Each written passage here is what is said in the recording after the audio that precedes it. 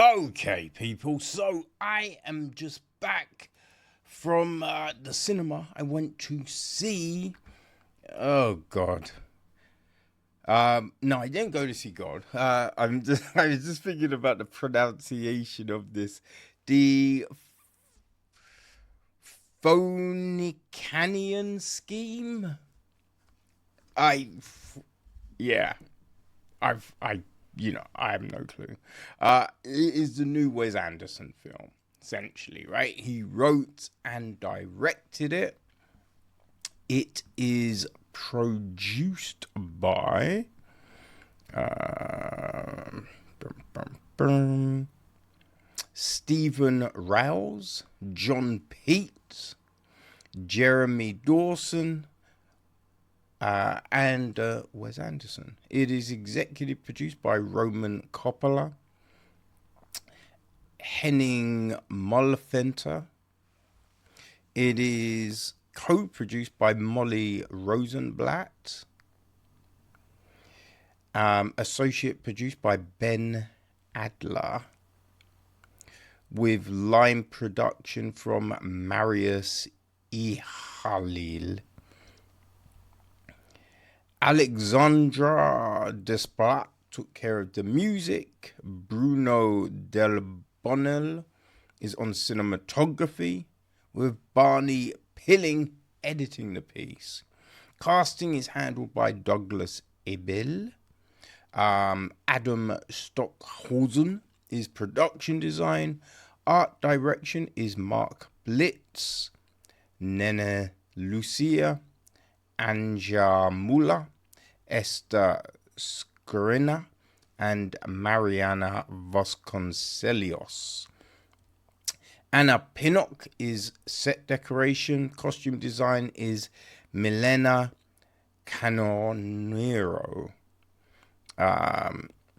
Hair, makeup, all of that jazz. We have Andrea Voss, Etty Stanley, Kate Alexandra Smith, Valeska Skifhanhalm, Ina Souza, Helen Rowe, Susie Redfern, Stephen Murphy even, Heike Merker, Marie Maggio, Georgia Fernley, Mark Kula, and Islin Broche.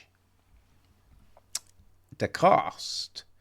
I mean, there's so many people up in this, right?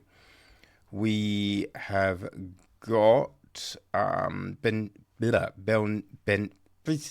Benicio del Toro, right? He stars in the film as Zsa-zsa Korda. His daughter, Sister Leslie, is played by Mia Threapleton. Threapleton. Bjorn Lund is played by Michael Cera. Riz Ahmed is Prince Farouk. Leland is played by Tom Hanks. Bryan Cranston is Regan. Matea Amalric is Marcelli Bob. Sergio is Richard Adieyo. Jeffrey Wright is Marty. Cousin Hilda is Scarlett Johansson. Uncle Nubar is Benedict Cumberbatch. Rupert Friend is Excalibur. Hope Davis is Mother Superior. God, played by Bill Murray. Charlotte Gainsbourg is First Wife. William Dafoe is Knave. F. Murray Abraham is The Prophet. Broadcloth is Alex Jennings. Notary is Jason Watkins. The pilot at the beginning is Stephen Park. Assassin 1 is Tonio Arango. Chairman is Donald Sumter. Hermit is Carl Markovits. Field reporter is Scott Shepard. Asher Joy Samuels is Radical Freedom Militia Corps.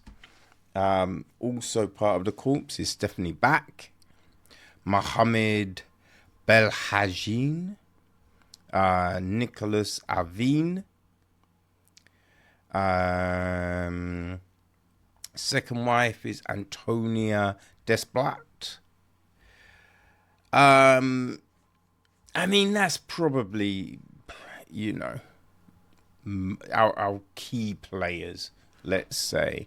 I mean, there's a lot of people up in it, man. There's a lot of people. The gist, though, of the film is wealthy businessman Zsa-zsa Korda appoints his only daughter, a nun, as sole heir to his estate.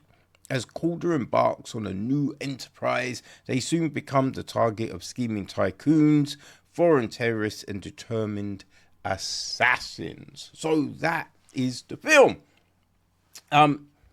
The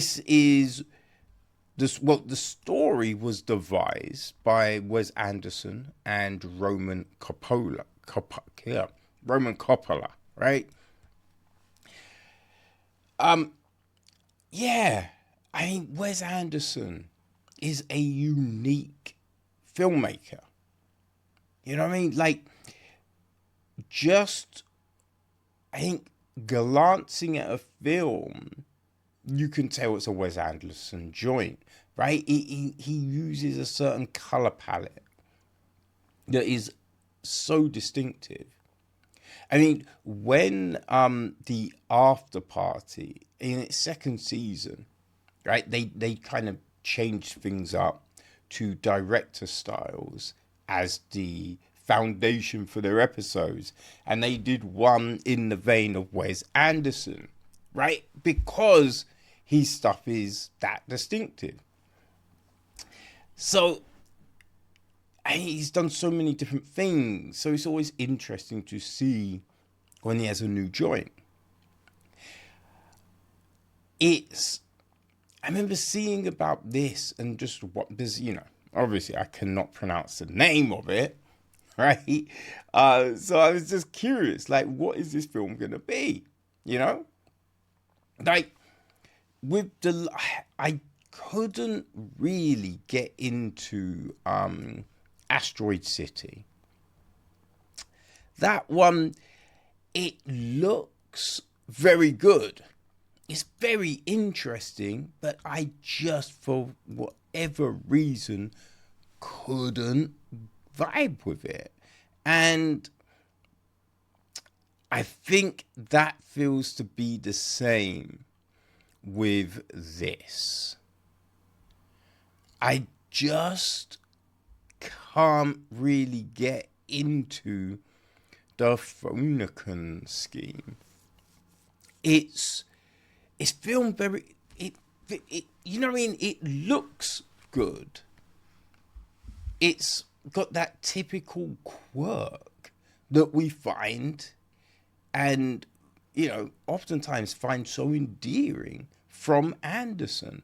All of those Wes Anderson traits are in this, you know? But yeah, for whatever reason, I just, you know, I think the French Dispatch wasn't bad. I think the last one I really, really loved was probably the Grand Budapest Hotel. You know, I did think that the Netflix ones, The Wonderful Story of Henry Sugar, I found that charming. I enjoyed those. But actual big scale films, it was probably the Grand Hotel. But yeah, as I said, the French Dispatch, it was okay. It was okay. But I think that seemed to be the moment I was like kind of drifting away from the quirk. Right? Now with this one, we open up, right? We have got Korda on a plane.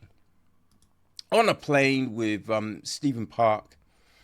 And he turns around to look at his assistant and the back of the plane blows up, right? And yeah, it you know, we learn someone's trying to assassinate him.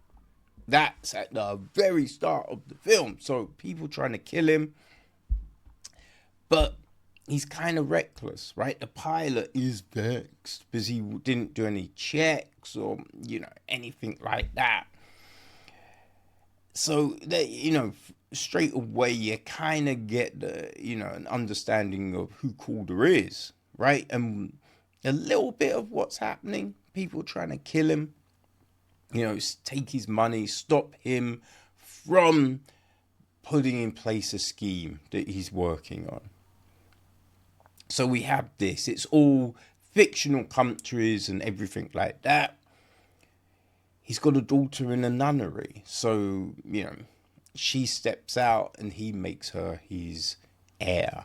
And it's them traveling him around, right? So we're going all over the place. These new kind of worlds that Anderson has devised, right? These different escapes of interest. And, it's all a load of quirky interactions, right? Which have their own charm. But it's like there's nothing that you can go, oh, that was terrible. It's just, I didn't find myself caring. You know what I mean?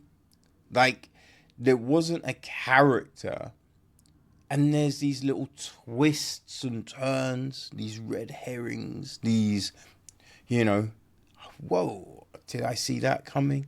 There's that all embedded in this. But I just didn't find myself caring about any of the characters. I guess it's one of those things sometimes that people kind of come off a little similar, right? It's Mia Threapleton, however you say her name.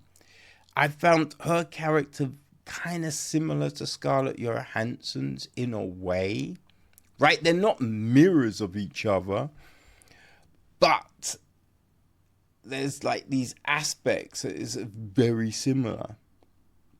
So if you can't really separate, it's just like, What I did kind of enjoy were these kind of, how do you say it? These off-tangent moments, right, with God. That was these kind of little surrealisms. And they were interesting, I kind of enjoyed those aspects of the film. But yeah, it just seemed a bit odd for odd's sake, which is, you don't want to downplay what was created, what was put out into the world. And I am sure, as I said, I couldn't really resonate with the last few films.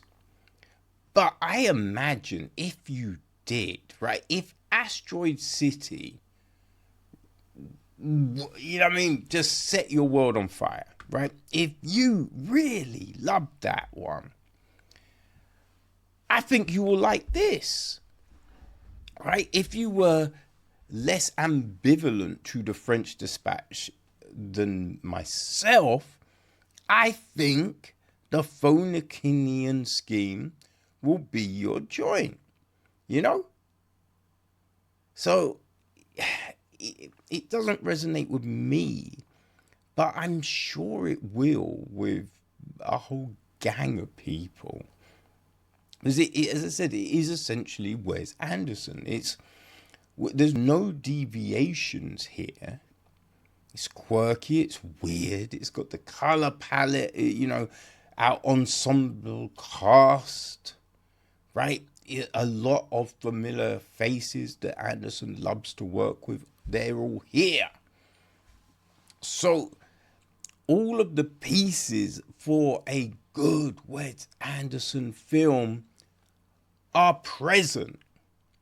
It just didn't connect with me. But people, it is out in the cinema. So if you want to bring some The Phoenician Scheme into your life, go at it. Have fun. Enjoy it.